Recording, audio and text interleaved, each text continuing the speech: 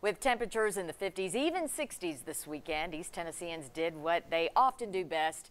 And of course, that's getting outside and exploring. Check out some of these views. We took advantage. Absolutely. Tammy Fittimore sent some of these sometimes strolling in the Foothills Parkway. And how could you not enjoy scenes like this?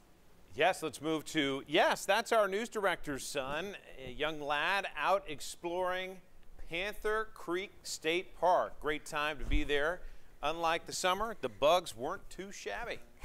And Ashley Akins recommended hitting Porter's Creek Trail if you're looking for a family-friendly hike in the Smokies that she and her family really enjoyed, soaking up some gorgeous views there. And these pictures are from an avid Smokies hiker. That's Adam Gravitt. He spent his whole weekend in the park hiking up a snowy boulevard trail to the top of Mount LeConte Saturday. Then on Sunday, watching the sunset from the cliff tops. So amazing to see those layers on a clear day.